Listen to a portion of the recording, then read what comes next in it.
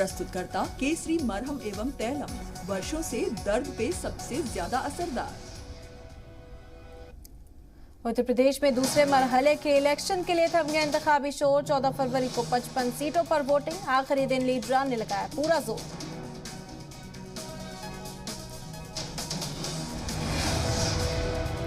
उत्तराखंड की 70 सीटों पर इलेक्शन के लिए थम गई इंतखाबी तशहीर। 14 फरवरी को एक ही मरहले में सभी सीटों पर वोटिंग। तशहीर के आखिरी दिन लीडरान ने लगाई पूरी ताकत।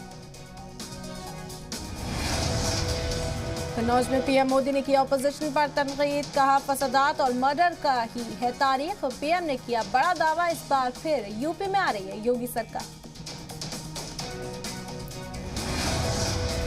कोटद्वार और टिहरी में कांग्रेस पर जमकर बरसे योगी आदित्यनाथ। कहा कांग्रेस में मची है खास तबके को बदनाम करने की होड़। कांग्रेस कौमी सलामती के साथ करती है खिलवाड़।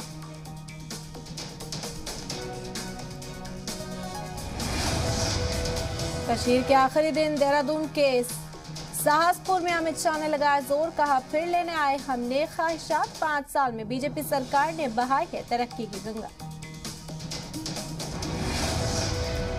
उत्तराखंड में बीजेपी ने तशहीर की तेज। बागेश्वर में राजनाथ सिंह ने रैली को किया खिताब। उन्होंने कहा कि कांग्रेस पार्टी बदउनवादी में डूबी हुई है। मिशन उत्तराखंड में जुटी प्रियंका गांधी। खटीमा में अवामी जलसे को किया खिताब। प्रियंका गांधी ने किसान आंदोलन और बेरोजगारी पर बीजेपी सरकार को घेरा। कहा बेरोजगारी से आजादी दिलाने वाला ये इंतखाब। दिल्ली के सीएम अरविंद केजरीवाल का ऐलान। 25 फरवरी से दिल्ली में शुरू होगा बाबा साहब अम्बेडकर के जीवन पर नाटक। जवाहरलाल नेहरू स्टेडियम में होगा मुनाकिद। सीएए की मुखालिफत में हुए एहतजाज। मामले में सुप्रीम कोर्ट का बड़ा हुक्म। का मुलजमीन से रिकवरी नोटिस वापस ले यूपी हुकूमत। नोटिस वापस नहीं हुए तो कानून की खिलाफ वर्जी मामले में होंगे खारिज। यूपी हुकूमत ने सरकारी इमला को नुकसान की भरपाई के लिए जारी किए थे वसूली नोटिस।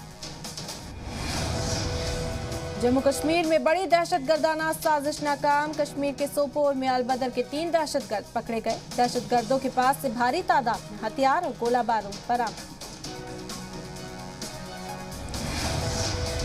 आंध्र प्रदेश के विशाखापट्टनम में पुलिस को मिली बड़ी कामयाबी। 200 करोड़ का गांजा जब्त।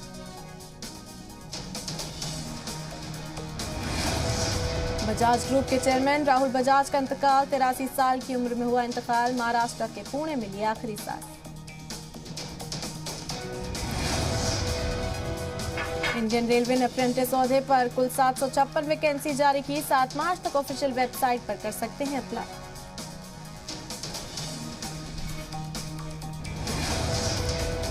बीएसएफ ने जारी किया 800 ओहदों पर वैकेंसी। ऑफिशियल वेबसाइट पर कर सकते हैं अप्लाई।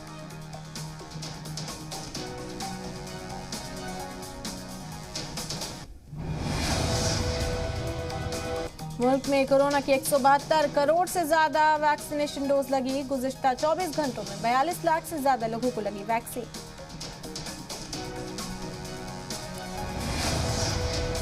हांगकांग में कोरोना के केसेस बढ़े। 1300 से ज्यादा नए केसेस दर्ज किए गए। कोरोना टेस्टिंग के लिए लंबी लाइनें लगी।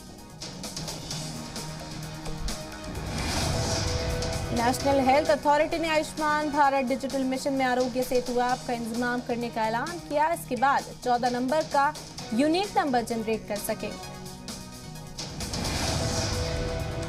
एम्स रायपुर ने 132 ओहदों पर जारी की वैकेंसी। 15 फरवरी तक अप्लाई कर सकते हैं।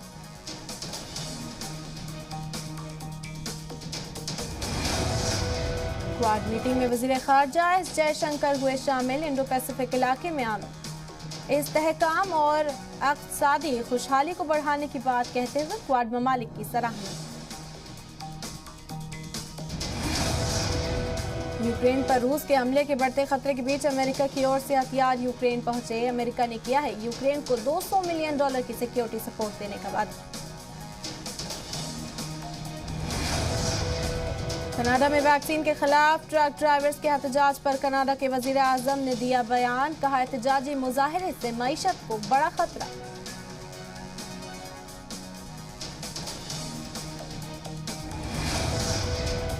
जर्मनी में हुकूमत के नए लाए गए कोरोना ज़ाब्तों की हिमायत करने के लिए इकट्ठा हुए लोग फोन की फ्लैश लाइट जलाकर जताई हिमायत।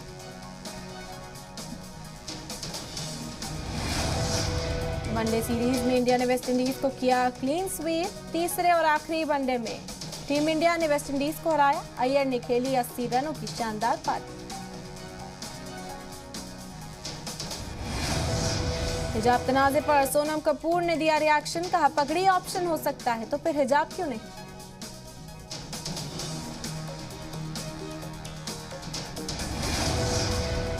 Ranveer Singh NBA all star celebrity game में होंगे शामिल। 18 फरवरी को इंटरनेशनल स्टार्स के साथ बास्केटबॉल कोर्ट में दिखाएंगे दम।